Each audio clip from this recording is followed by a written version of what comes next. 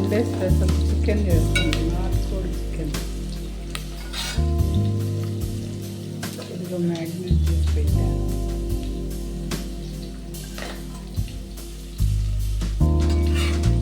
Sunday special.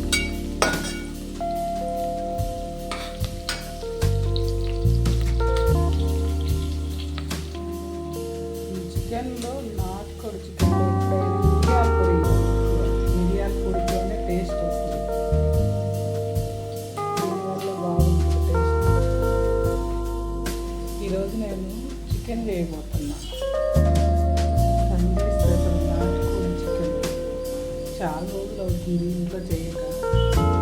ఈరోజు పిల్లలందరూ ఉండేసరికి చికెన్ చేస్తున్నాను. కర్రీ అయితే స్టార్ట్ చేశాను. సింపుల్గా చేసేద్దాం అనుకుంటున్నా.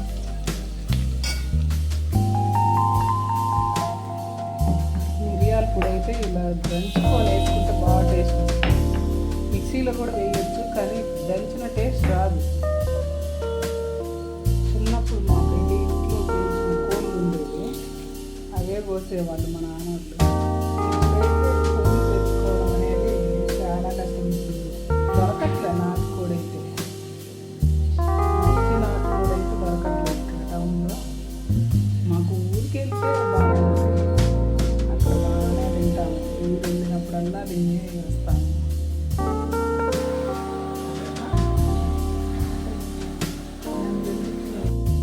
నేను అదే రెండోసారి పాస్ చేయడానికి లేదంటే అవునా?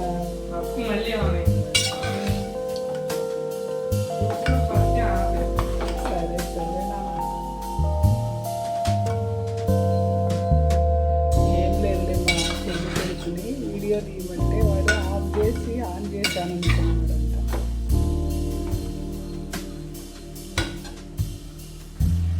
వంట చేస్తూ వీడియో తీయాలంటే చాలా కష్టమవుతుంది.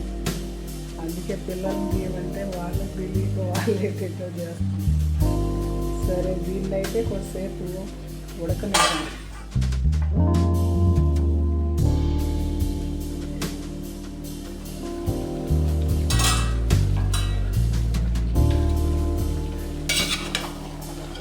ఇప్పుడు వాటర్ పోస్తే బాగుంటుంది. ఇది మగ్గింది కదా, ఇప్పుడు వాటర్ పోయాలి.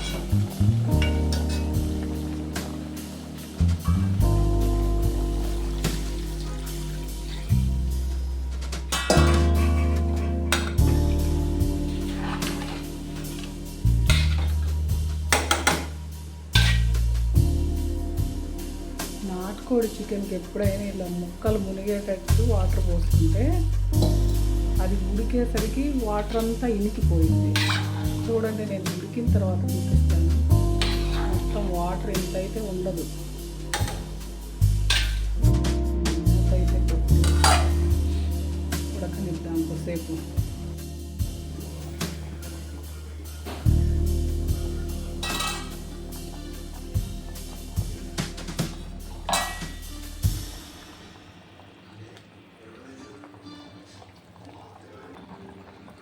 వాటర్ అంతా ఇంకిపోయి కొన్నే ఉన్నాయి. ఇప్పుడు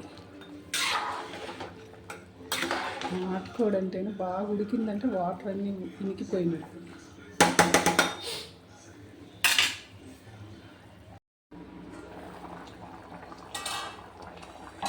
ఉడికిపోయినప్పుడే